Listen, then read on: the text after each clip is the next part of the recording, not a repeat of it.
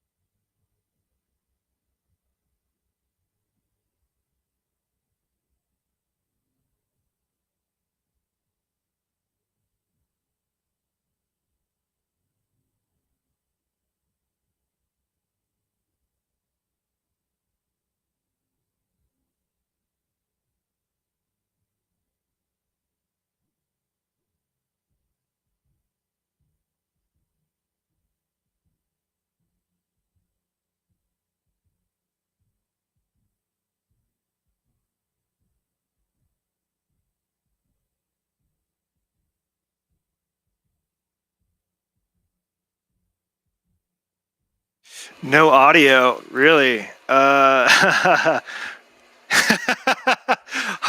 accurate. Hold on. You know what? That's a great way to start. Just zero audio.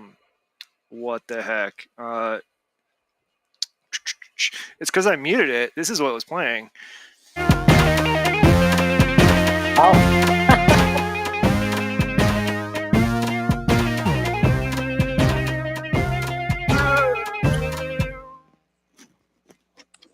Can't barely reach the stop button with my headphones on.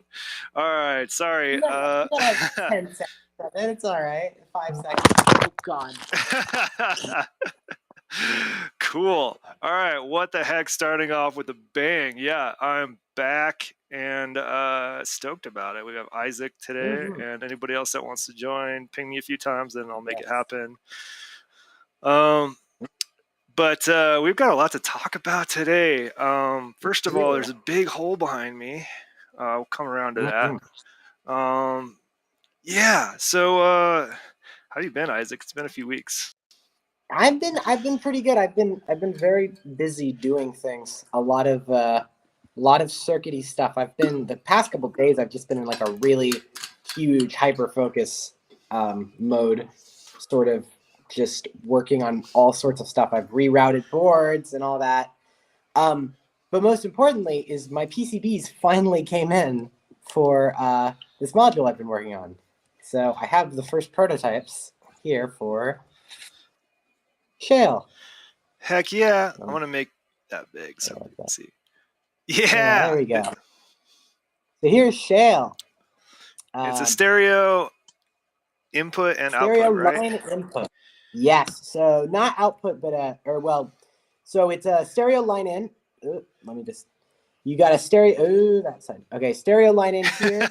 We get a TRRS just line in. So that can come from something like a Volca or a Norns or even a computer or a phone.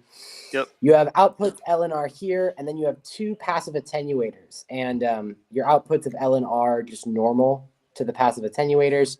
So you can use them for like level balance if you want to have like LR balance. Yep. And more importantly than that, so it's 1U, but it's also very DIY-able if they're these huge, big, chunky through-hole components, and they're super, super easy to put together. So there's kind of not many other DIY 1U modules. So good like starter thing if you're working on that. Is there an amp in there as well on the line input? Yeah. So on the line input, yeah. So it is an amplifier. So it's just like a TL72, whatever. But if you turn it up really loud, it can start getting some distortion and gain. So and saturate the input a little bit. So if you're into that, you can really just use it as a drive. If you plug a mono signal in, it will just only appear at the left output as well. So you can and so you could use it for like two mono signals. I mean, that's stereo, but right, like you don't have to use it in a stereo context. Not necessarily. No. Right. That's cool. That's cool. Is this the first module you produced? This is the first time I've ordered PCBs ever, and I'm super happy with how it came out. There are some bugs on it. So for instance, on these current prototypes, all the knobs are backwards, and the footprint for the connector is backwards as well. So where it says is red stripe is actually the other side. But that's the first prototype. There's been a revision that's fixed it, and also I've got it here. Yesterday I went down to Instro to build the second one, but I bodged some of the wires. So this one is currently wired up so the knobs go the right way. But it was a very delicate little bodge operation. Yeah, for those of you not familiar, if you wire the potentiometers the wrong way, they just don't work. They work just the wrong way. It's just backwards, so your maximum. Everything's backwards, right? And I've been debating doing that for a couple of modules. Like, I just keep looking over and there's nothing there. There's a delay module I have where I would expect turning the knob right to increase the amount of time in the delay. It's the exact opposite. Yeah, and that's like a really common thing I've seen. I've talked to some people, and it's like that happens like all the time. is just. I get it. Like you can think of it two ways. Up. Like you're increasing the speed of the of the delay, right? So it gets shorter. But I like to think of it, So it's anyway. Yeah, that's cool. That's not too bad of a. I mean, for your first PCB, like a footprint backwards and a couple of wires to fix. That's about it. That's not bad. Yeah. I think it came out really good, all things considered. I'm really happy with how the text came out. So you can see right here. Oh, where does it say sorry, I forget to do. You can see right there. It said, I don't know if my camera doesn't want to focus, but it says Toadstool Tech Shale. It's got my little logo on there. On the back, actually, there's a hidden little Easter egg of my mascot Stu. That's rad. Yeah. So PCB art's so rad. Like, oh, it's so cool. It's so cool. I want to try. I got to see. So with the panels actually don't have a copper layer, so they're a little transparent, kind of a bit, and they're a different shade than the blue. You can't really tell on here, but they're a little more turquoise, which I kind of like. But I want to experiment with it because there's so much stuff you can do with PCB panel art, like adding textures in the copper and making patterns, or removing the solder mask to let lights shine through. Yeah, I really like. I forget which vendor has the transparent solder mask on black, which looks super cool because you get. I know Winterbloom does that. Yeah. For Castor and Pollux, but I also think. Circuit City. Does Winterbloom use Circuit City? Yes. I thought so. I think so. And there's another one like JLPCB or something also does it, but. Yeah, where you can just get them to remove it. It's a pretty standard feature, I think, but it always comes out looking really cool. The Make Noise, not the Make Noise, Renee. I think some Make Noise modules might do it as well. The newer ones with the PCB panels. Yeah. Doing. Mm-hmm. PCB panels are the best. Like aluminum's cool, but I'm a big fan of PCB panels. I think they're a nice they're a little more flexible. They're definitely durable enough, and the artwork tends to be pretty boss. So they're really, it's really nice because you can order them at the same time you ordered your PCB prototypes in the same order. So like all three of these things came in the exact same order, and it's like that's just, I don't have to worry about like ordering aluminum from another vendor or some shit like that. It's just a lot easier. And aluminum's fairly pricey to get, like even just like the sheet aluminum for the panels that I've been making myself. So I've been thinking about using something other than aluminum for the next few things. Although I've got a few sheets left, like right in the middle of a spinner panel, which will be fun. But yeah, definitely. There's all sorts of things you can do, and you have to work within the constraints, but the constraints open up some weird possibilities, like you can get weird stuff with using the copper layer and then the pad layer and then routing things under each other. It's just all sorts of fun stuff you can do.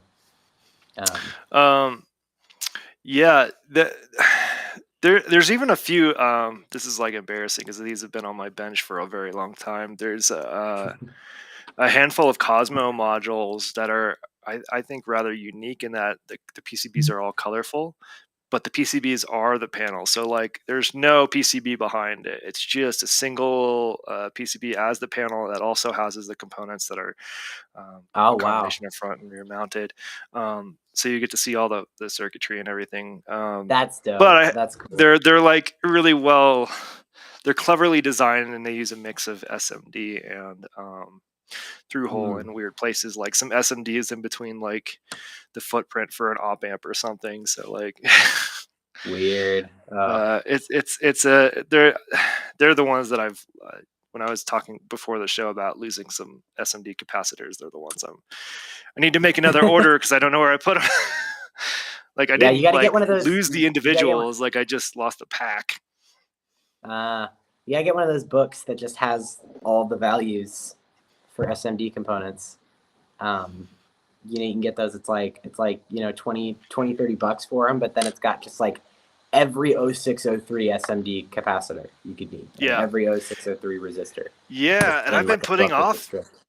Yeah, because I mean I hardly ever build anything with SMDs, so I hadn't hadn't thought of a need for like a book, right? Like most of my projects are going to be through hole or like dead bug. That's fair. Yeah, so I probably should get a book, but like there's just so many weird specific components on these particular builds that I just ordered them, and it was should be okay. I don't know if I botched the order or what. Like I don't have the components for any. Like there's like 7 of them, right? Like 7 modules, and I'm somehow like I've built what I can on all of them so far, but there's like one crucial piece that I'm missing from each of them, all different. Awesome. So I don't know what I was doing. That was definitely a dumbass moment there, probably during the order or after. I don't know. It's so easy to mess up stuff when you're ordering. I bought these when I got these modules. I bought these ferrite beads that are just way too huge. They're giant. Ferrites. Yeah. And just because it's the only ones that Tata had. If you look up ferrite bead, that's the one that Tata carries. And yeah, that's what I had for a while, but then I stopped using them in favor of like 10R resistors. Just because they were smaller. I'll figure out. I like the ones that Bifaco uses, where it's literally just the bead, and you just use a spare resistor leg or something to wire it in. Because they're interesting. Really tiny. Yeah. That's nice. Just because it's designed just to clean up, your power or whatever for downstream digital modules. That I've actually found does make a big difference. Maybe not with those, but with like USB cables. Like I have like a USB cable I use for my Norns MIDI, and whenever I plug MIDI into the Norns and also CV out of my keystep, I hear a lot of noise in the Norns. There's CV going on both within the keystep, and maybe that's a grounding issue or something. But when I use the ferrite bead cable instead of the normal cable, the noise goes down like significantly. And USB is noisy. Yeah, like there's just I've got some. There's like one model of like ground loop isolator for USB that's like repeated in different colors everywhere. I have that one that works about 50% of the time for that kind of stuff. But for the ferrite beads, like most of my modules don't have have digital stuff in them, except for the oscillators, which do have the oscillators and a couple random ones. They have the tuner, but on those, I use a ferrite bead on one and the 10R resistors in place of it on the others, and there's no audible difference that I can hear in terms of noise produced, which is okay. I think it depends. It has to do, I think, with like DACs and ADCs and stuff. Yeah. And it's more like when you put ferrite beads on, it's more to protect modules, I think, downstream than protect the modules the beads are on. I don't know. It's sort of, you're starting to get into stuff that you can only measure with really expensive equipment. And like big oscilloscopes and 4-digit voltmeters and stuff. The whole thing. I've got like the best, crappiest multimeter. Like I've had to fix it like 3 times because the switch keeps breaking on it, like the rotary switch. Kyle has lent me one that's a little dusty, but I'm glad to have it. I'll buy another one sometime. I'll buy a bunch of fancy gear sometime. Yes, I would love like a desk. I don't know what they're called, like the testing power supply that you can change the voltage and output of that. I had one of those. I had like an old HP one of those that a guy in New Braunfels, Texas. There's a store called Cintar that does a lot of vintage repair. Yeah, and so one of the guys there, Carlos, gave me we went in one time and he was like, "Hey, I've got this like triple output power supply from like the 60s, and if you want it," and I was like, "Hell yeah, I want it." And it was just that this big chunky thing with these humongous capacitors in it, and heavy. It's got these cool analog VUs and all that. Cool. And you can go so it's triple output, so you could do the plus minus and even. Yeah, I can do plus. Well, it had plus minus, and then it also had another one. So I did plus minus, and then whenever I need to test something on like 9 volts or something or 10 volts, you can set it to that. So it was really nice power supply. It's still there, but it's just far too large to move. Yeah, I don't. I mean, I don't have a good solution for that other than I've got a couple extra, like power supplies for your rack lying around now that I've swapped out the Meanwells, and also I've got a breadboard that's permanently set up to, I think, go from 5 to 9 volts or something. Yeah. For guitar pedals, from those breadboards. It's really janky, but those are like, I mean, I need 5 plus minus 12, 0, and so many different voltages. Pretty much it, yeah. Yeah. I'm working on designing a VCO right now, and that needs a lot of different reference voltages going into it that need to be stable. Really? Something that I found when I was working on this Cobalt Dream, this guy that I showed off last time, is that especially if you're using like a CEM, like a 3340 VCO, it's very susceptible to changes, drops in current, dropping the tuning. So like I had this purveying issue where basically every time that the envelope generator went off or the LFO went off, you would hear an audible dip in the frequency of the oscillator. And I finally figured out it was because the oscillator's tuning knob, the thing that was getting the tune was just coming from my 12-volt rail, and the envelope generator pulled from the 12-volt rail every time it fired off. So it was just like dipping down that current. So I think in there's 2 9-volt regulators that just pull it down to a 9-volt signal, and that works perfectly just to give it 9 volts. Just to get, so you have a little bit of buffer there, yeah. Yeah, and that's even a jankily designed 3340 because there's so much stuff when it goes into like tuning them and all that to get it really stable. Yes. Yeah. Can vouch for that, and any power sag you will hear, like they go from really good sounding to like thin digital sounding real quick, like because they're what's happening is they're dropping in voltage rapidly, like there's not enough voltage, so it's like sort of trying, and you just like thinner anyway. Unstable output. It's not good. It's so particular. It's so particular.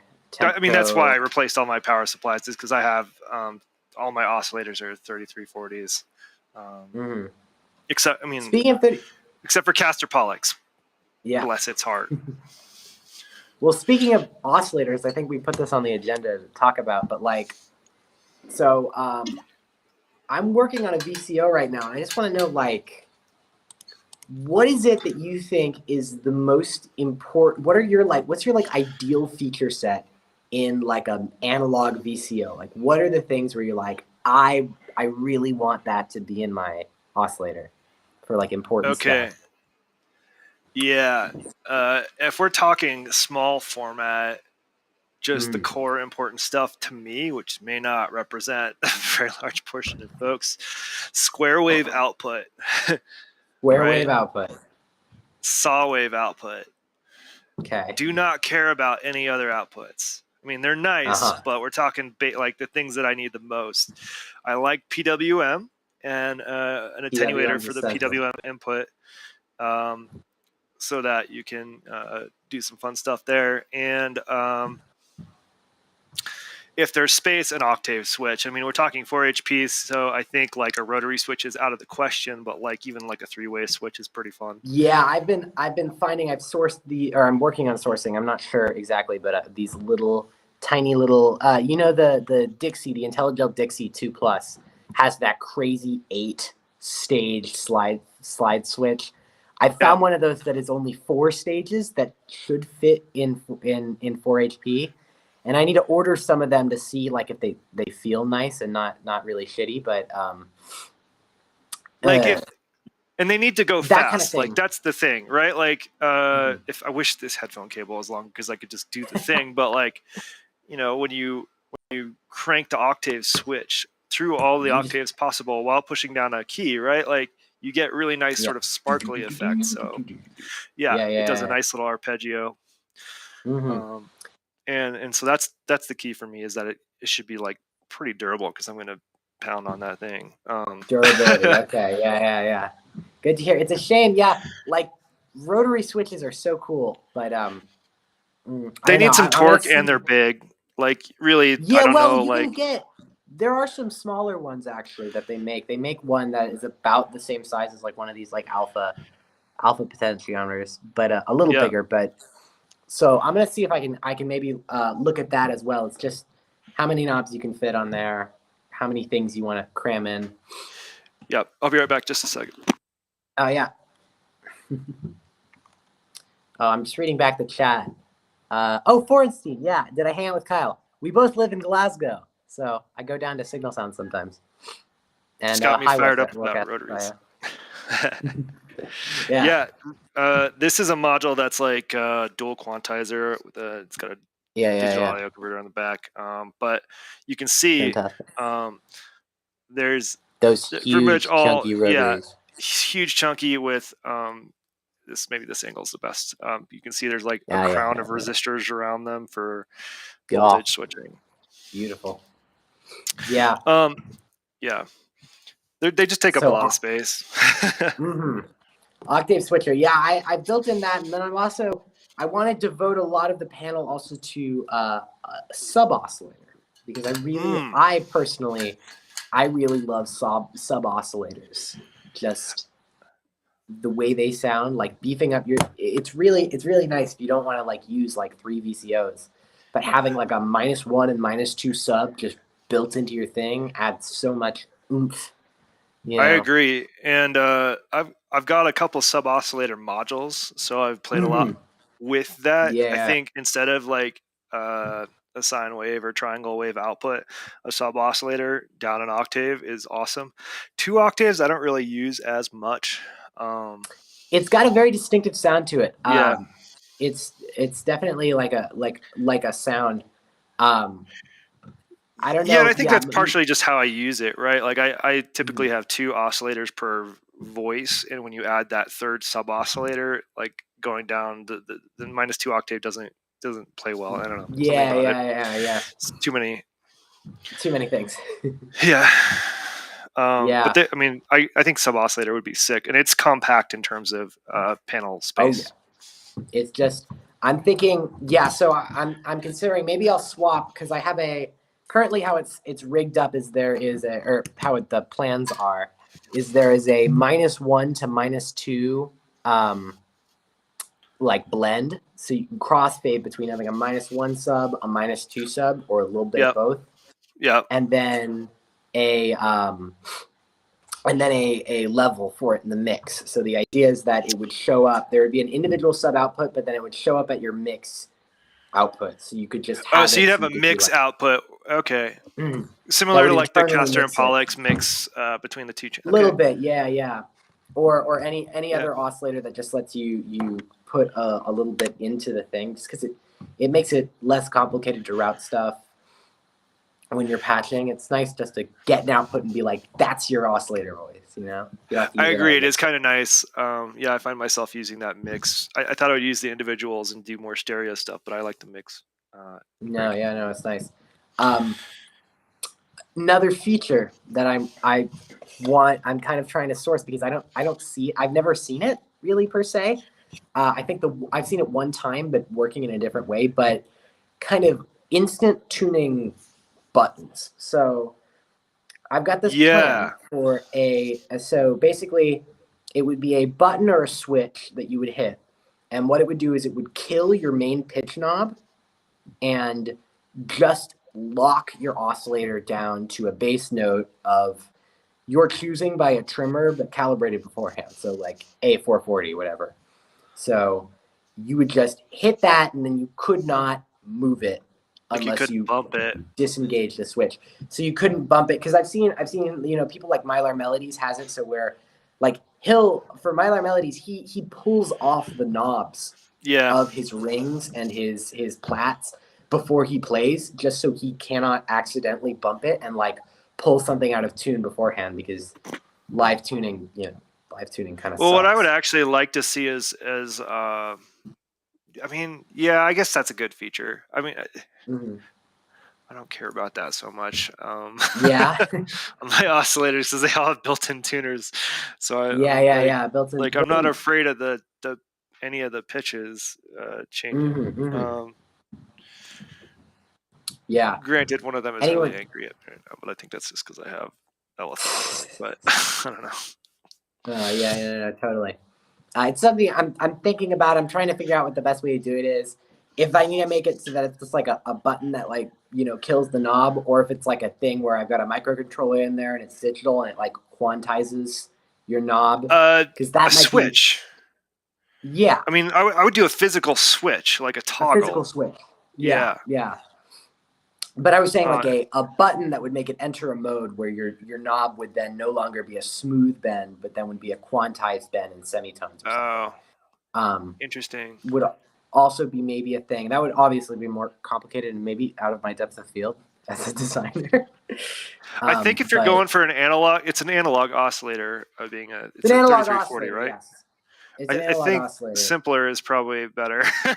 Yeah, that's true. I don't know. I've been just kind of bouncing these ideas off my own head, and the feature creep is getting bad. And so 4 HP, 70 features. Yeah, exactly. I just want to cram every single fucking thing into this tiny module. I'm trying to decide. I want to make an expander as well, so it's also like what features go into the expander as opposed to being in the main base module.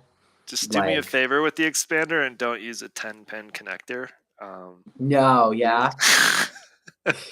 That's what my oscillators have, I think, for a future expander, and I've definitely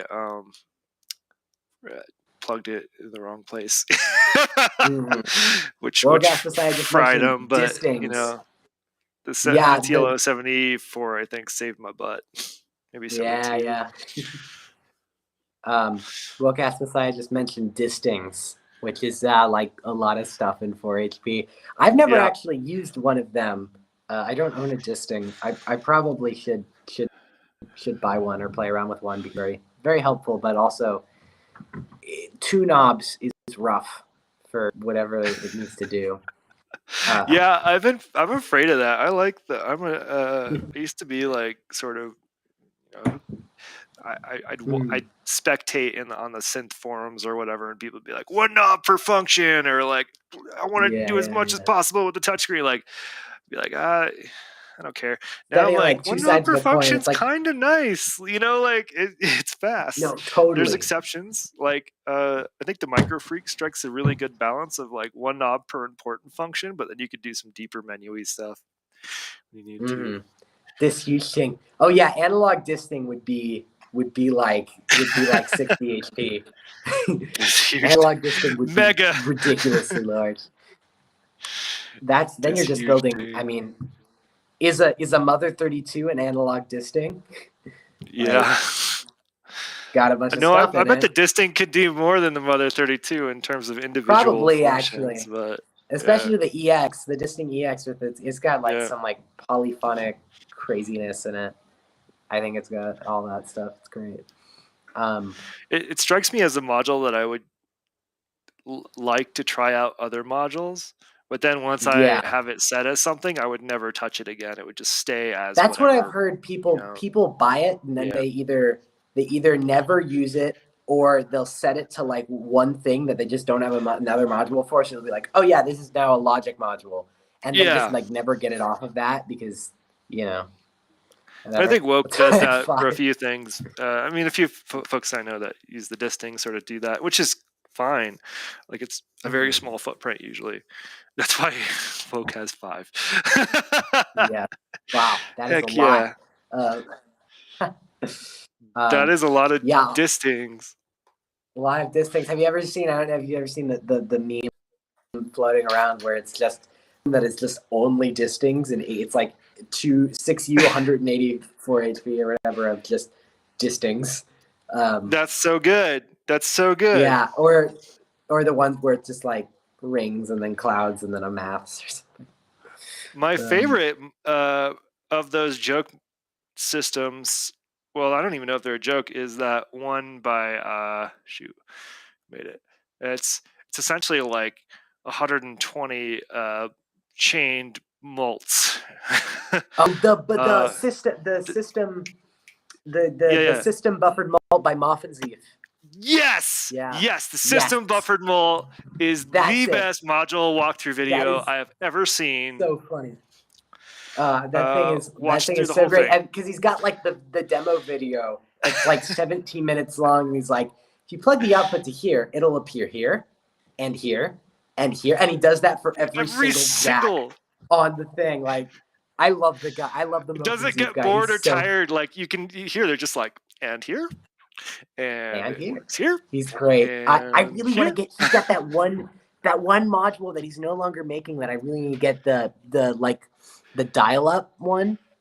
Yes, that's the one that's been on my list. Like I sent him an email about that a long time ago, and never heard back. I was like, I would even just build this myself on a strip board. Like I think it's so cool.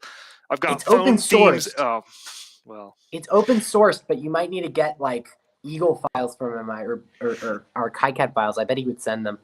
Maybe. Yeah, the 1-800-CALL-YOUR-MOM or something is pretty. 1-800-CALL-YOUR-MOM is a different one, but also really cool. That's the DTMF like phone system. Dial-up, that one's awesome. Yeah, no. Dial-up's got the really weird. It makes this like glitchy techno like computer noises. It's supposed to sound like the AOL. Yeah. No, I love that.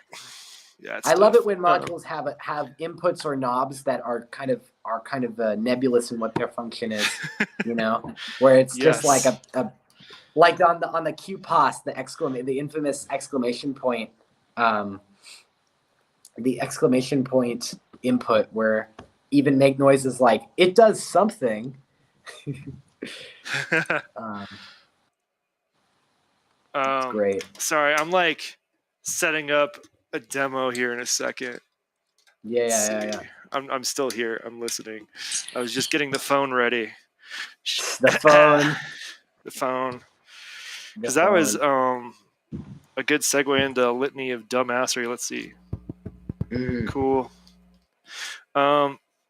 Yeah, so I built a phone yesterday that's been on my desk for a while because I was like too nice to want to ruin. But I got over that and just made it because I bought it for a purpose, pretty cheap on eBay. It's this phone.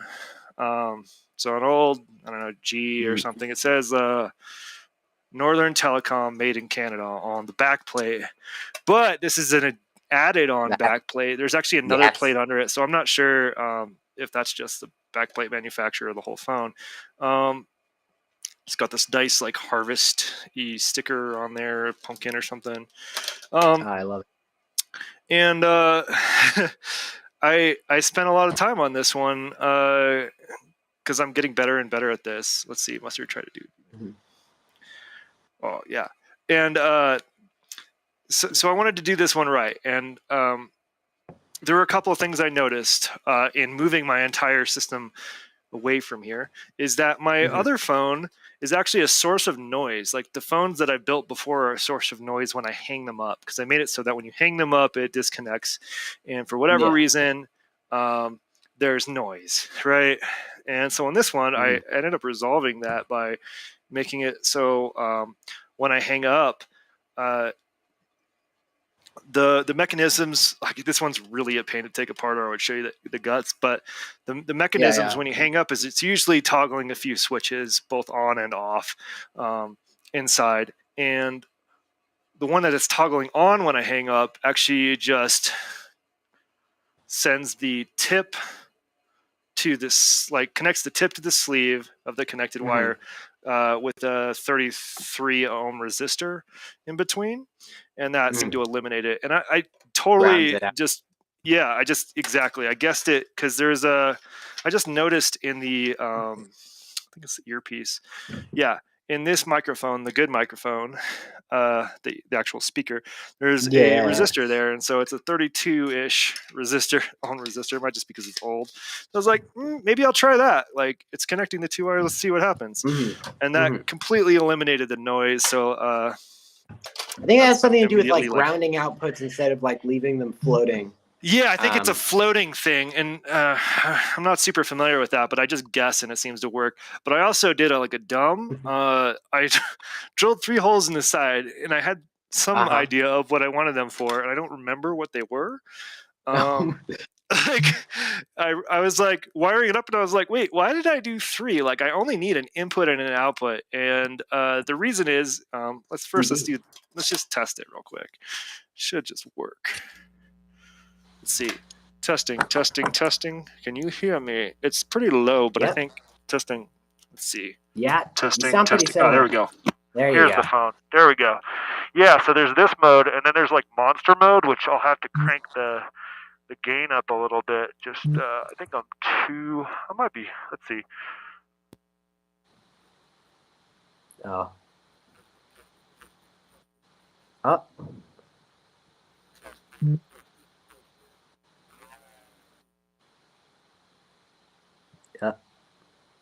Still there? I don't know. Yeah, it's. Okay. I just can't hear myself for whatever reason. It's not super loud. Let me see. You got a little lower, yeah. Testing. Here we go. Okay, that's fairly loud. Yeah, so it sounds pretty good all on its own, and I did wire it up so that the phone goes to the stutter, which is pretty fun. Yeah, that's great. Yeah, and so I figured I might as well normal the phone so that I could put a different input in there and run it through the stutter. And then I didn't know what to do with the last output, so I was like, passive mult. That works. It works. And this that stutter effect is really cool. Is that it going through like the rotary? Yeah, it's going through the rotary. Hold on, let me change the camera angle and I'll talk. So, nice. Yeah, it's pretty rad. That's awesome. That's great. Great. So I figure if it's got that, I might as well take advantage of it. Because it makes me laugh when I do it. And this stuff, the other one does like a crazy monster mode with the other microphone. I just haven't tested it with Cosmo yet, so there's some. It's much lower output level, so that's why I talk into the speaker and not the actual phone mic. It's also cool if you hold it like this because it's like you're the general or whatever in Battlestar Galactica holds the phone like this for some reason. Like Jonah Jameson from the Sam Raimi Spider-Man movies. Yeah. Spider-Man. Yeah, exactly. So pretty stoked about this.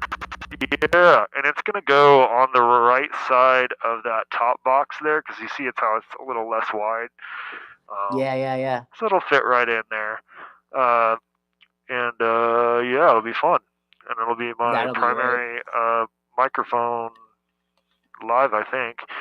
I'm not even sure I need a filter. This one sounds pretty megaphony already without any effects. Yeah, I mean, it already sounds like a very bandpass E. Oh, and the thing I wanted to show is when I hang up.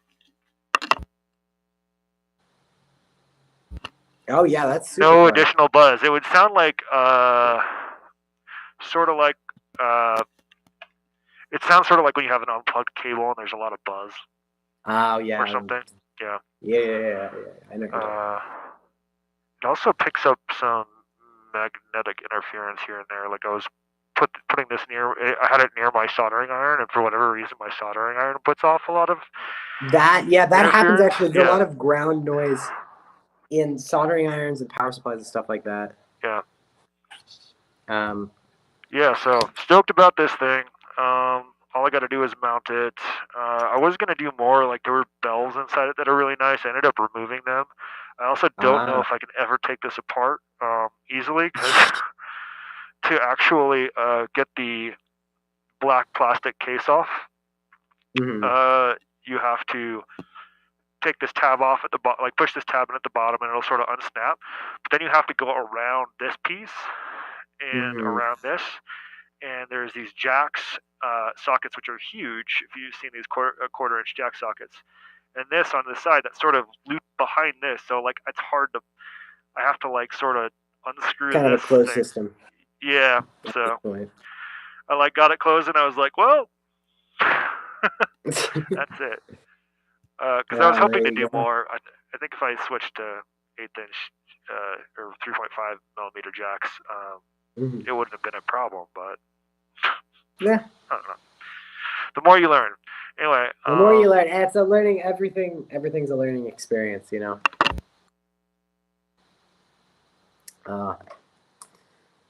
Cool. Yeah, Totally. so I'm stoked about that thing working.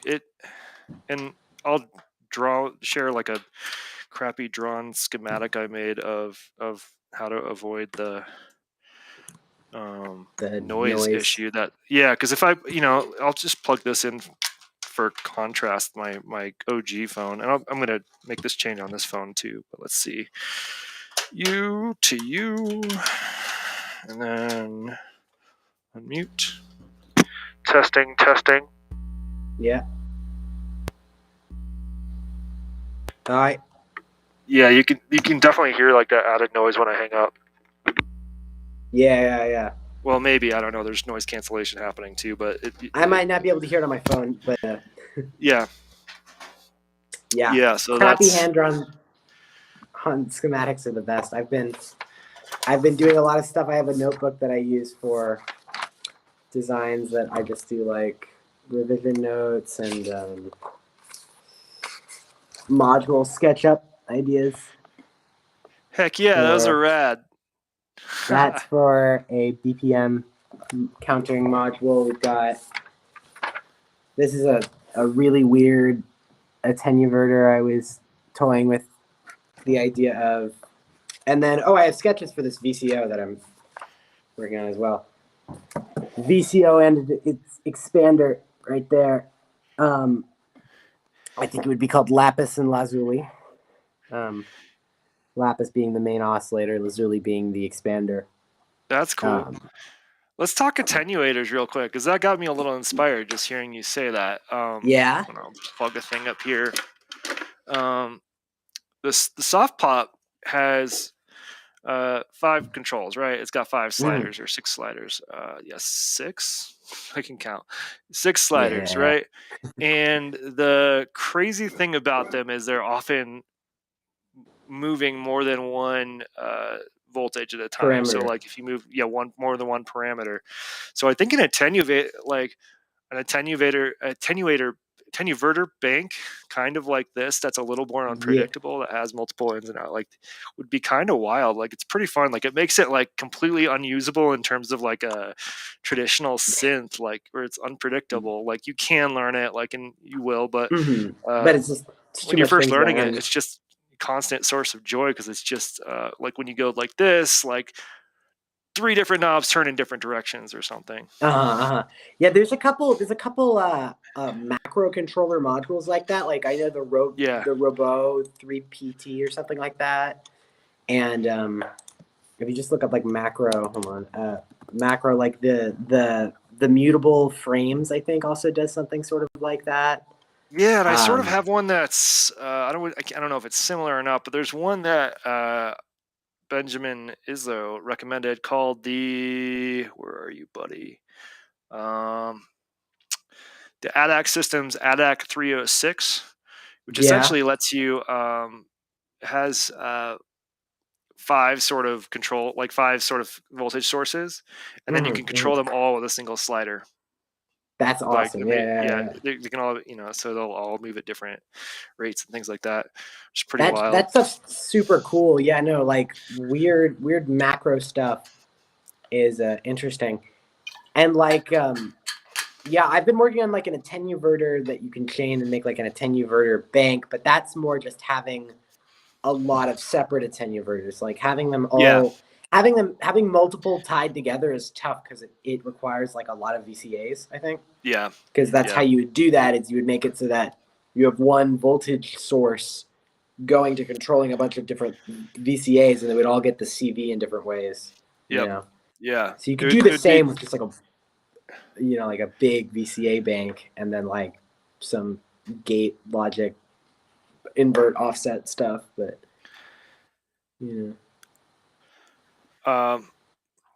another kind of cool thing I've seen with baked-in attenuators and filters is, I have a filter called the GUR filter, which is, I don't think it's technically a filter, but one of the cool things is it has a a built-in VCA for or a built-in, I think a VCA for the cutoff knob. And it has an attenuator, so you can send it, a pretty basic envelope, like with a quick attack and a bit of decay, and completely invert it really fast. It's pretty cool. Yeah. Oh, that is nice. Yeah. And again, just like the wow. Yeah, sound, my Polaris has just an attenuator, but I can't control the attenuator. But yeah, I was thinking that's actually what that attenuator module. The idea would be that it would be. Oh yeah. Sorry. No. So yeah, the idea would be that it would be like an attenuator where you can change the position of the attenuator and also whatever signals going into it simultaneously. Oh, interesting. And it would have like a graphical display. The kind of the base idea it was building around was like the 0 point, I was calling it, of like where 0 lies on your attenuator travel. So it would have a fader for it. And normally, if you have an attenuator, 0 is in the middle. Yep. And if you change it to an attenuator, then 0 goes to the bottom. But my idea was, what if you made it so you could press a button and it would swap? It would just like bring your 0 to wherever that is. So it would make it so like you could have like a really short little travel at the top, but then a longer inverted travel. And then if you could gate it placing that down, so you could move this knob up and down, and then a gate would like change it, and how that would interact with CV. That could be fun. It could be fun. I kind of hit a roadblock just trying to visualize like how you would do that per se, but it could be weird and wild. Just getting like super bizarre modulation. It's just kind of like a way to take like 2 or 3 signals and combine them together into one super complex weird signal to, control stuff with. That's cool. Yeah. Yeah. The 0 point thing's interesting. I'm trying to like. Yeah.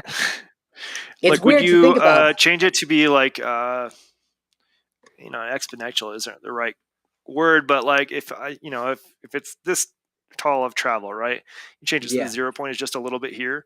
Would this little bit of range do the entire positive range, or would it just limit the positive range a little bit and actually? It would be the entire positive range. It would be the entire positive range.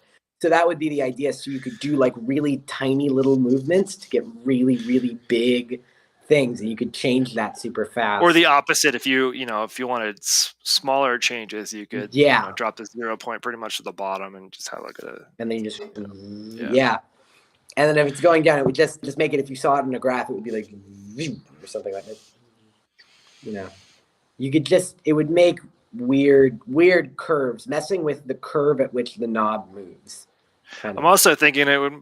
I want to know what it would sound like to, like, let's say you have it hooked up to a filter, right? Yeah. Like, filter is easy to visualize, and you're just, moving it like crazy while slamming the set 0 point button.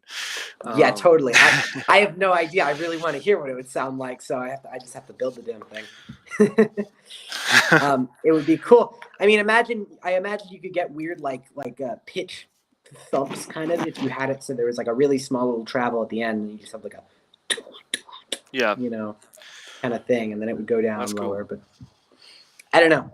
It's just another like weird idea that I've been kind of toying with. I don't know. I gotta get better like at coding pretty ambitious ideas, which are cool. Yeah. Like, I don't know how you're gonna do that oscillator, but I don't know how I'm gonna do that oscillator either. I'm working on it. Once I get some parts to sort of start experimenting, I can see like how feasible it would be per se. Because right now I'm just sort of laying things out in KiCad and drawing stuff. But it would be like, would that be even possible? I don't know. The lot you can do with surface mount stuff. It gets really small. I'm really inspired by that. You've seen that the Steve's MS22 filter, which is I really want that ridiculous module. It's so cool. But if you were to build it yourself, it has like 5 PCBs that are layered on top of each other. And so I'm guessing I took a look at it and I was like, that's a deep filter. It's a deep ass module. But it's just like that's the kind of thing where it's it's such a wild, weird. Not what am I saying? Sorry. It's a lot of things that you're packing into a really small package, and so you kind of have to think about it like that. So I'm trying to see if I can limit how many parts I use because you know there's only so much you can put in 4 HP without making it 40 millimeter 50 millimeters deep. Hey, I've got 20 20 centimeters to work with behind that panel, so There you go. There you go. Yeah, I've got some pretty deep modules. Well, I think my deepest thing actually is this DIY Sem Oscillator because it is just a piece of it's an uncut yeah, piece of strip board. It's an entire strip board. Yeah. I think I'm trying to think what the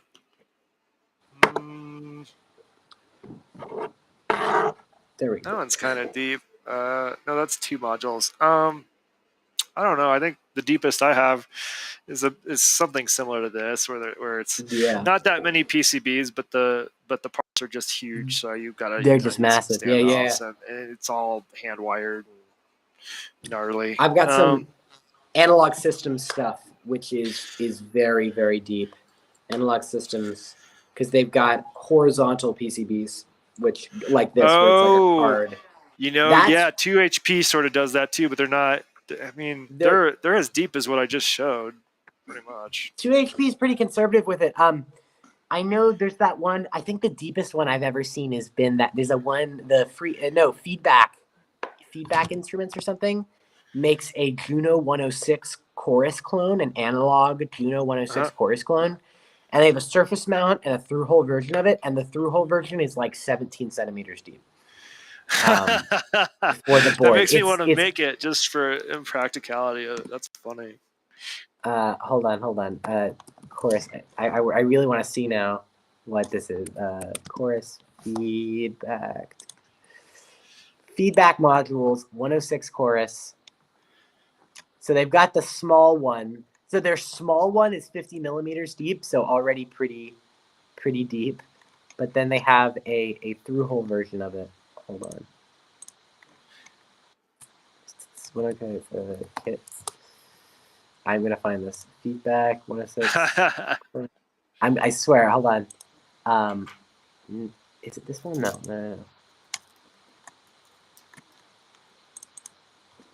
I can't really share my screen, but I can show it if I find it.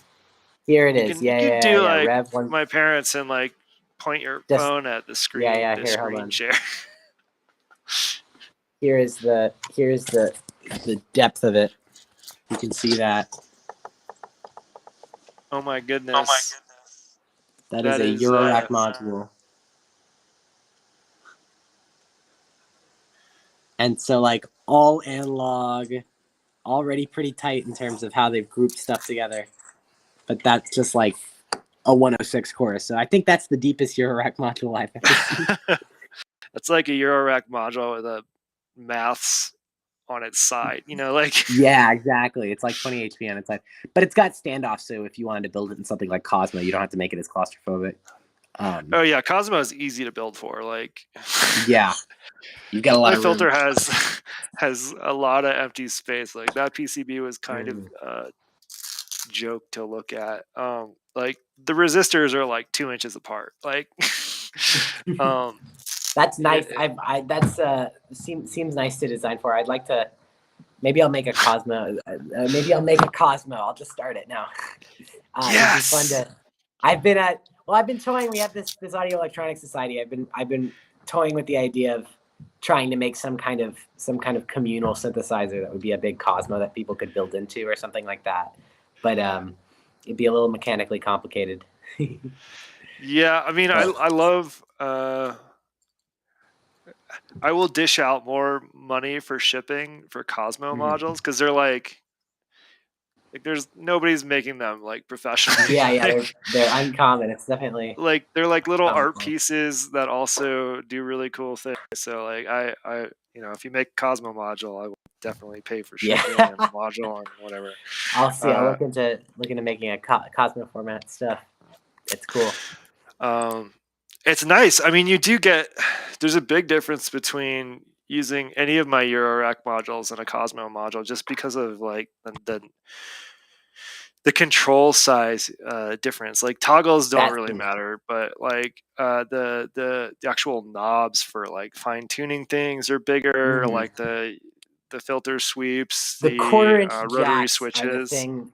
The 1/4 inch jacks are the thing that would put me over the edge, just because I love 1/4 inch jacks. They're really nice.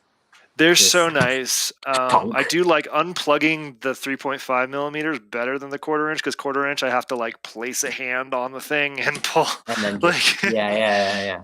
because I don't want to tip the whole thing over. But yeah, and I've seen some Cosmo builders opt for 3.5 millimeter jacks instead. They'll just wire Really? them up manually. Yeah. I That seems like my like big old chunky most of jacks, the but appeal for me, at least. yeah, That would be my major thicker draw. cables can carry more sound. Everyone knows that. Yeah, of course. It's a Um, beefier sound because it's a beefier cable. yeah, I mean, your oscillators would sound thicker if they just use 1/4 inch jacks. Yeah, I have I think did I take it out to the garage? I think I did. Yeah, 1/4 inch jacks are really convenient. I mean, I like working with the cables. Like I'm probably gonna get a few more of these like 6-foot yellow cables just to chop them Yeah, up.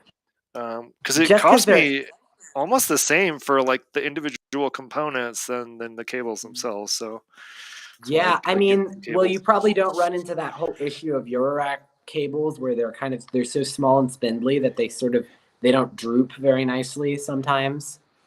Like they'll Yeah, I mean, it's this. I mean, I would put it in the same, because they are thick yeah. cables. Like if you look, like you can see, like some of them do. That's not a great angle, but some of them do stick out a fair amount. Like this one sticks out. This one, and that's fine. Mm, But I don't mind. There's so much airspace in there. Like when I've got the Eurorack stuff fully patched up, like it's hard to get to controls. Whereas things are so far mm. apart in Cosmo, I can just like whoosh through cables and get where I need to go Yeah. fast. So I really like the miniaturization, which is definitely a point of contest. I found I'm friends with kind of Derek Holzer, who, if you've seen the Benjulins, like Macumbistas, he makes a yeah. lot of those and a lot of video art stuff. But I've talked to him about that kind of thing, and he absolutely despises like close together fiddly controls with Eurorack. And I see a lot of people who are like, I hate it when people make like really small HP modules that have the like nothing but trim pots or whatever.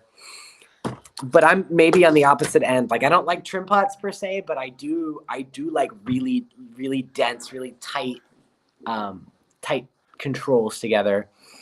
But that's just because I like having as much functionality as possible in a really small footprint. Like I really like the Pico systems are really cool. I think the Erica Synths ones where it's just like a whole synthesizer and it's like this big. I mean, I agree. That's why. I mean, I will continue throwing my money away on little tiny Bastel devices, not necessarily Eurorack modules, because until recently I hadn't had a great setup for more Eurorack modules. But yeah, I think you can have. I think it's just about the design, right? Like Forrestein's got a really good point. Like it's.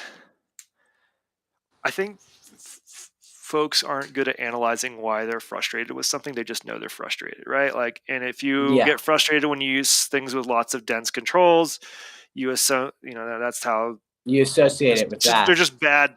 Things with dense controls are bad, right? Like, and the Icary is an extremely solid example of a module with a lot of controls, a lot of outputs, a lot of inputs. That like I never hit the wrong knob. It's just spaced well enough out that you're like it's fun to use. Like there's no but there are a bad lot stuff of with stuff that. packed into that module. But that's not specific to Eurorack. Like even in Cosmo, like I found if I put specific modules next to each other, like a couple of like if I have my envelope generators next to like the LFO, like the knobs are just too close together. Like they're almost touching. So it's part of its placement. Like if I had a 2 HP module that's nothing but trim pots, I'd put that next to a module that's not necessarily got controls right to the edge. I've got this guy here. This is, I think, the first time I've really been seriously annoyed.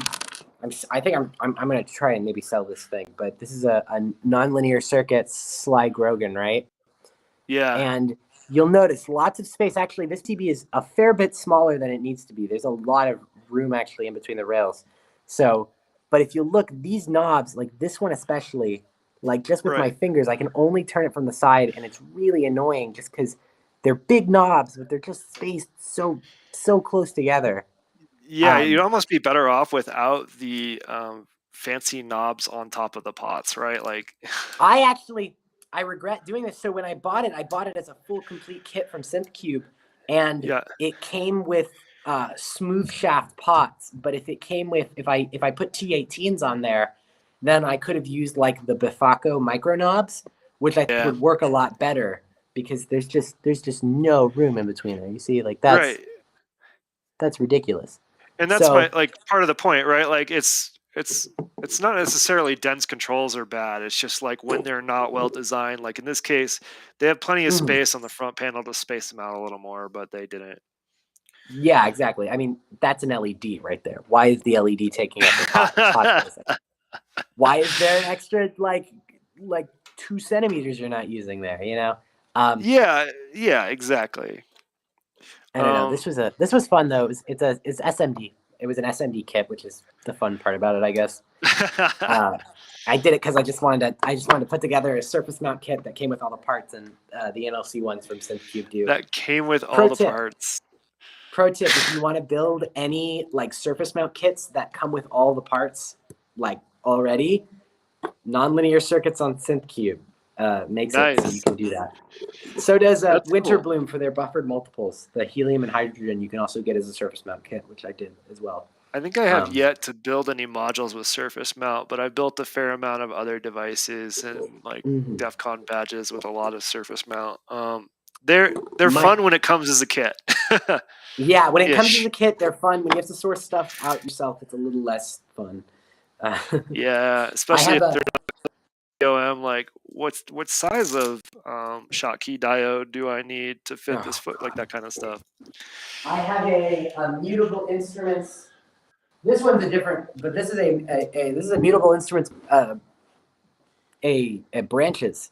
That was a surface mount kit that I have yet to complete because I couldn't flash the firmware on it. But it took me a really long time, and I was really disappointed with it just because it doesn't work. I think I need to get an AVR programmer for this. I think Kyle might have mentioned he has one. I don't know. I gotta see. But like surface mount kits, I've had varying degrees of success with. These are also good as like a starter thing because they're 0806 parts, so they're nice and like big compared to 0603, which are much smaller. Yeah. Yeah. I mean, I don't want to get too far into SMD, but it's not terrible to work with, but it is with a certain size. The idea of me getting there's a tiny I think it's like either 3 by 3 centimeter or 5 by 5 centimeter hot plate. Oh yeah, and then you bake it. Yeah, you just set it on the plate, and you put a bunch of solder flux on there and set the things in there very carefully. Hit the button, wait for it to heat up and melt down. Yeah, there's that. People used to make people would do it with toaster ovens and repurpose them into reflow ovens, where you use solder paste, you put everything in with the paste, and then you toss it in. You have to do it with a very specific heating curve, though. You can't just put it on 350 and wait 15 minutes. Like you have to put it on that, and then you have to decrease the temperature and increase it again. Yeah, I watched. This is probably the nerdiest thing I'll ever say. I watched a bunch of Twitch streams of people doing this. Trying to figure out the sweet spot, and I think if you're manufacturing a bunch of whatever the device is, it makes sense to figure that out. But if I only have one PCB, there's a lot of things that can go wrong with the toaster oven. So it's the kind of thing where you got to. It's like if you're out there making a whole production thing where it's like, okay, this is how you're making like a whole range. You're making like 50 modules or some shit. Yeah. But at that point, you can get the factory to do it for you pre-assembly, which is a lot easier. And and they can do the hard stuff. Like they can do the SMD stuff. You can like if you look at Winter Bloom again, great example of like just the right amount of DIY. Like it's just, I think the only things you really have to put together are like the potentiometers and the jacks and pots. Yeah. Well, that's actually how a lot of people's production chains work, where they will a lot of manufacturers will make it so that they'll send off and get their boards back that are SMD pre-populated, and then at their place, like Instro does this, for instance, where they will hand solder and calibrate everything themselves. Yeah. And then do all the through-hole components and all of that. The through-hole stuff I find pretty fun, as long as I hate sourcing the components, but once I have the components, I have a lot of fun. Through-hole stuff is fun. I think surface mount stuff is fun too, because surface mount has some advantages, like with surface, you don't have to cut off all the leads. You can just put your board like on where it's going to be and then just go at it. You don't have to keep flipping it over and cutting your leads off and touching up from both sides. See, that doesn't even bother me because I'm used to it, because I do like, I don't know, 30 resistors at a time, and then I cut the forest of stabbies off into my stabby box. I have a bag of those in Texas. It's just like my biohazard, awful, do not release into the wild bag of metal waste. Yeah, I had to tape up the corners so that it wouldn't slide out the sides of this box, but like I would say it's about this wide and about this deep. Oh, I can't see your video. Oh, geez. I've had you big the whole time. Not the whole time, but a long time. It's about this big and about this deep of just the legs of all of the components, nothing else but legs. And it's like kind of scary to reach in, because every once in a while I'll be like hunting for like those thick capacitors have the chonky legs, or like transistors sometimes do. I'll be hunting for some diodes have the ones. Yeah, I'll be hunting for some chonky legs to do a nice little short and modified something. Yeah. Just like it's scary. It's like just like when you hunt through a box of screws or something. Like I don't know, I have a box of like odds and ends screws. I pick up the longest screw in there and use that to dig through it so I don't get stabbed too much. Yeah, tweezers, man. Tweezers are where it's at. I do have tweezers, but they're too precise. They're like, these tweezers, if I pick them up wrong, I get stabbed. They're like sharp. My surface mount tweezers is like one of the best purchases I've ever made, next to like the really fancy, hold on, I have it right here. This solder sucker. Oh yeah, I got that too. So I have that solder sucker. I got some tweezers, and I got the tweezers specifically after I built a badge at DEF CON with something like 200 or 300 surface mount components. And I was like all I had were my fingers and like a Radio Shack soldering irons with that sounds, of course, the chunkiest tip. I couldn't do that. Yeah, so after that I was like, let's get some tweezers. So we got a nice set of tweezers. They make a huge difference. Buy tweezers, kids. Buy tweezers. And like you can get SMD like the multi-pack, on whatever for it comes like $6 of them for like $8. Yeah, we got like 20 and they're all stabby. Except for one, which I leave in the kit for when we're traveling and stuff. It's pretty handy to have that wider one where it doesn't stab me. SMD can be fun in the right circumstances, but you got to have the right. SMD can be fun. I like doing it whenever I have the chance. If all of the if someone does the hard part of like getting all the parts in place, or if I've got like a book or something where it's like you've got all the components in front of you, like that's really fun, because then you just have to go through and solder it. It's also nice when you have so like another part of this NLC. I know I was just like shitting on this module, and now I'm kind of boosting it, but it's mostly just the kit part of it. But like these ICs, the SOIC package ICs are so much easier to solder together than like microcontrollers or TSSOP or something where Oh, the yeah. pins aren't as close. So you can just do them individually, which is really nice just to do. Yeah, I've done some microcontrollers SMD that are. I don't even want to take off the panel of this thing because it's the grossest, gobbiest mess. And it just barely doesn't short itself out, I think. I don't know. Actually, you know what? I don't know. I don't think that's a bad thing. I think like a lot of people do that. Like I do notice bad soldering now that I've done a lot. But I got this GB303 Game Boy cartridge that is essentially like a little synthesizer with 3 potentiometers that stick off the top of your Game Boy. Oh shit, that's cool. And there was tape over the back of the potentiometer so that you didn't accidentally use your fingers and change the value. But I took the tape off because I thought it looked cooler without the tape. And I immediately was like, oh, I'm judging your soldering so bad. I'm sorry. It's all right. I can always solder it nicer if it really bugs me. But oh, this thing is cool as hell. Oh, here, this person's got it on an analog pocket. Yeah, that's what I have it on. Oh, wow. I don't think... No, this isn't your picture. You're not Mikey303 on Twitter, I'm not Mikey303, no. But that is, I think, probably the person I saw where I was like, oh, that's cool. I didn't know that exists. I'm buying that as soon as I can.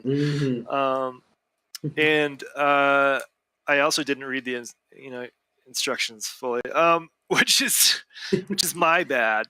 But I was hoping to do some MIDI syncing with it so I could control it with a MIDI keyboard or MIDI channel. And I can, but I need another thing, so I got to build an Arduino boy first. So we'll get there. Eventually, I will have a Game Boy in my setup. It's just going to be a minute. Here, let me pull out my...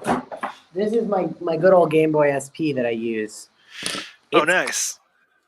It's got a thonk sticker actually on it, but I've got. This is just they gave me a blank cart when I bought my Ardu Boy. This is MGB. This is MGB, which just is a. It's like a basic synth. Yeah. Okay. Oh, this has power. There you go.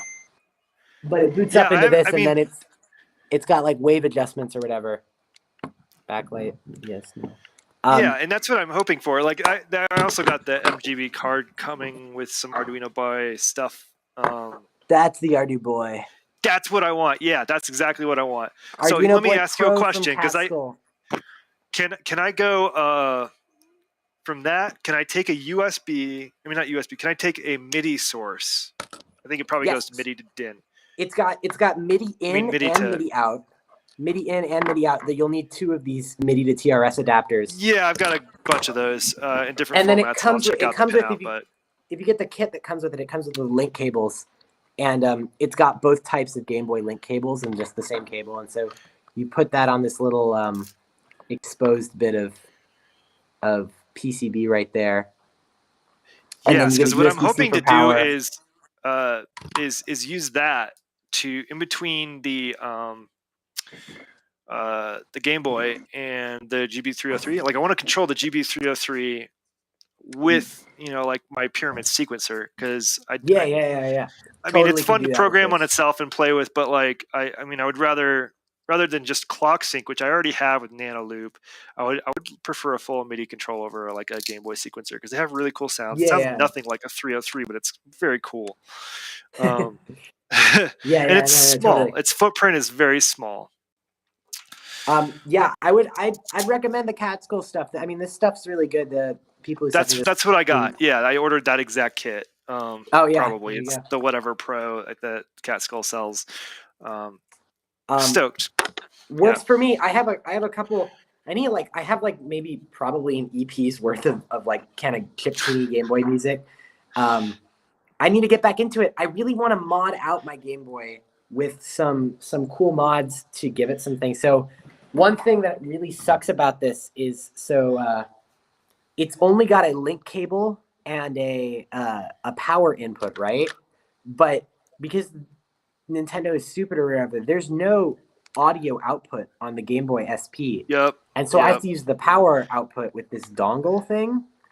And that makes it so that I can't charge it while it's going. So Is this where Apple got the idea to remove the must audio have been. jack? I mean, like, it's literally the same thing, except this thing came out in 2004 or 2006 or whatever.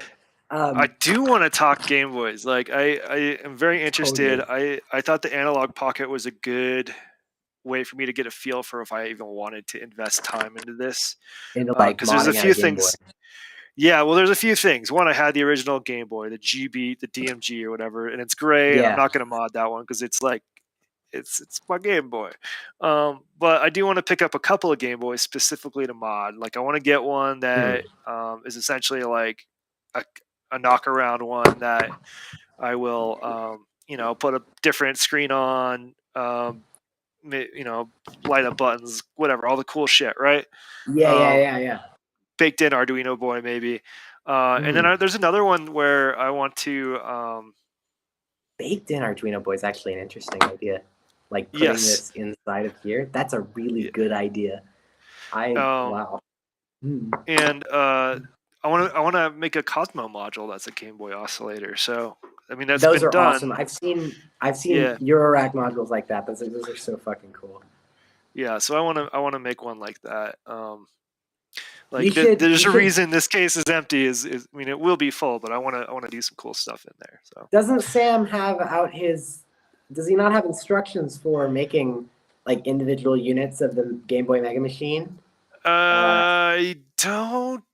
I mean, I know it's listed on the project page, but I don't remember how detailed it is. I have looked at that, and so that's something It'd be worth shooting him an email. Well, here's the thing. He'd mentioned in a few videos a year or so back that he was thinking about making PCBs for it. So you could do it yourself. Yeah. And that's sort of what I've been sitting on. So at some point I'll get tired and just do it myself. But because there's plenty of folks who've done it.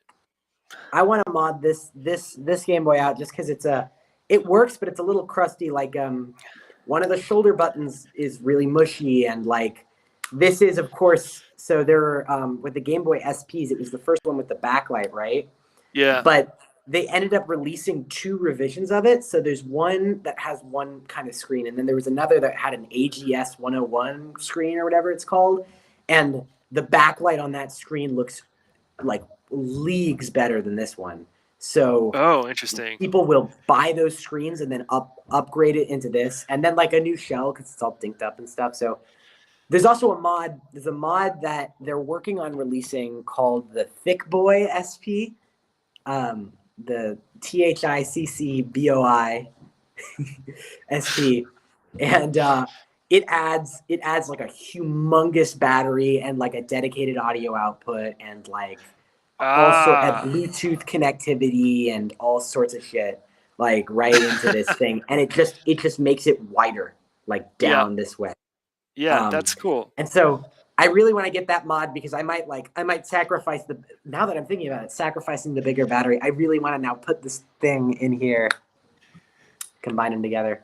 Maybe why not? Right? Like, and I think there's I feel like folks have built dedicated like specific Arduino boy like PCBs designed to go inside like a DMG. So it seems like the kind of thing that wouldn't be that like hard I didn't come up with this idea, right? Yeah. It doesn't seem like that it would be that difficult to do. Like, I mean, once you've got this inside, the link cable, it's got bare things you could solder to. And it's powered by the Game Boy itself, it sounds like. So, I mean, I haven't tried it yet. Unfortunately, you do have to power it by USB-C. That is one of the disadvantages. So figuring out power would be hard because I think it takes 5 volts. So you might need like a regulator. In there. Maybe I think because I think this has a 3.4 volt power supply or something. Well, 5.2 volts, maybe not. Hold on. It might not be on. Well, let's see here. Game Boy miniaturization, all this. The Nintendo console modding is ridiculous. Yeah, there's just unlimited. I swear I saw something about it being powered, but I may be reading it from a different one. But yeah, if it's USB-C, I'll make it work. I was just hoping for one less cable. Yeah, that would be. I probably need to get like, a small like USB. Anyway, You could just I'm get a thinking like, USB-C connector that would just like a cable, and then just chop it off and pull the wires out of it. yeah, I mean that's the easy way to do it. I mean that's what I'm planning to do with this little guy when I make a little Cosmo module for it. The new Tech NTS1. Oh yeah. Yeah, because it's also USB powered. Yeah, here's someone who's put the Arduino boy into it, into one of their things. I've always been fascinated by like Nintendo console portabilizations. Like, if you've seen that the Wii Boy, where someone has made a handheld Wii, and that shit is the craziest thing ever, because when they say handheld Wii, they don't mean like Raspberry Pi emulating a Wii. They take the fucking PCB and then put it to a bandsaw and just chop off everything essential, because you only need like that much stuff. And then they toss it in the Game Boy DMG footprint and fucking turn it into a Wii. That thing is the most ridiculous. They had a kit they were selling for a little bit, where you could buy a kit to do it. You have to buy your own Wii, and it's like the most involved DIY electronics kit. I was like, that sounds awful to me. It sounds ridiculous. They've got like a 20-page build doc with everything. Like I imagine the inside has a bunch of like, a little rat's nest of things. They've minimized it as much as possible, but you still do have to wire a bunch of shit. Yeah. The nice thing about this Thick Boy SP thing is that it uses a flex PCB, so you don't actually have to wire that much stuff. It's like 3 or 4 wires you have to make, but the rest of it is on this flex PCB that fits right into where it needs to go. Oh, perfect. Which is nice. So. Yeah, so Game Boys are on my mind. They're not happening in the nearish future, but I'm looking at it, doing some reading in the meantime. My current project is like make my shit portable. Not like that portable, but like the reason I moved all my shit over there is you can see like sorry, I don't know what just fell. The stuff on the right side will all be in one case except for the MS-10. Like I'm gonna make like a case where they all just pre-wired everything, so I can just pick it up like a briefcase, set it down, plug in a few wires, and be good to go. Like I think I can set that up and tune it in like 10 to 20 minutes. So we'll see. There you go. Could be dreaming. Huzzah. But I think a Game Boy would be really nice, because I like having that extra chip tune. Like it cuts through things really nicely. It does. It's a very distinctive sound. It's like you hear it. I've got the Soulsby at Megatron up here that I pretty much use for chip tuning sounds at this point, but because it's got like a nice square wave 1 octave LFO option. Yeah. Which does the arpeggios. I gotta get my Game Boy kind of back in commission, because it's sort of hasn't been getting a lot of love from me recently, just because it's a pain to set up. Because I need I don't have enough USB-C cables floating around. It's just like I need to give it power, and then I need to get the link and the MIDI. Actually, though, I've got to do some work on my DMG. Like I've got to clean it up, take it up fully apart, like super clean the connections, like that kind of stuff, and I haven't. Which is why I got the Pocket. As soon as I saw it, I pre-ordered it because I wanted to not have to worry about that stuff right away. Well, another thing that maybe I've realized, maybe I was planning it all along, is very good amplifier to get your Game Boy to modular level right there, stereo stuff. Yeah, and that's actually almost probably not the front panel, but the oh yeah. But the back PCB might be for a thin Cosmo module. Like how tall in centimeters is the 1U module? This guy, it's hold on. If you were to do it in if you were to do it in HP, it's about 20 HP, but centimeters. Hold on, I have a ruler.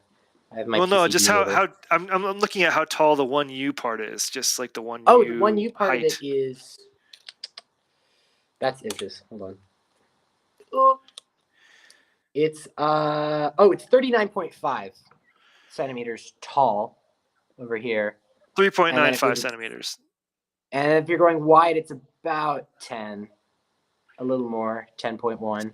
So 10.2. 3.95 centimeters tall. Is that what you said? Just under 4 39. centimeters. No, sorry, it's 30. Yeah, 3.95 centimeters. It's 39 Okay. millimeters. I was like 39 is pretty tall. That's like a Cosmo Yeah, no, case. sorry, I was 3.9. too That American actually would be for really. this shit, man. I'm too American for this shit. Yeah. So my I can't. smallest Cosmo modules are 2.5 centimeters wide.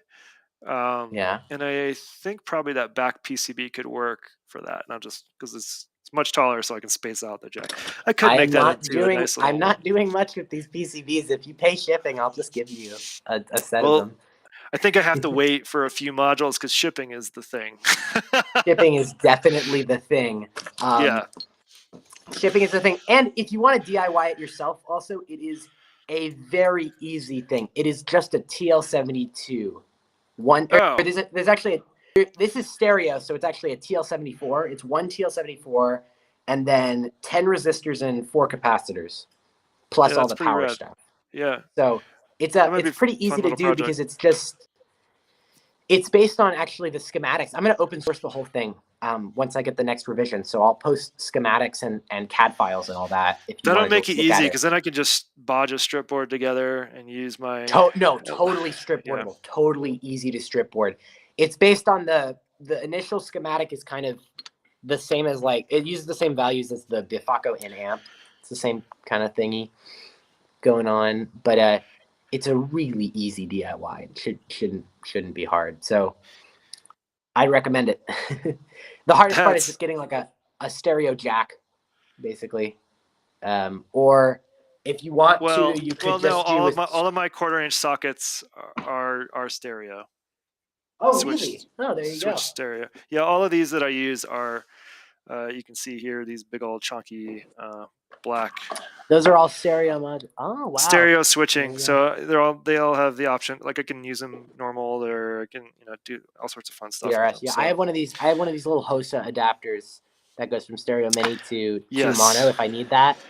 But, I do too, and I actually want a different. I want this with all males.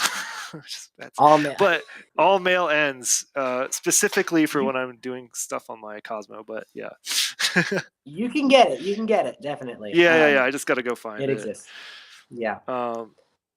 Instead, I'm using adapters into adapters. Yeah, I'm gonna call this because we've been going for an hour and a half. But I am gonna actually play music for the outro, so I'm gonna unmute. Yeah, let's get the audio in this time. Undo that. Let's see. Okay, we've got some audio. All right. Thanks for watching, everybody. Yeah, thank you. Play some music over in the corner.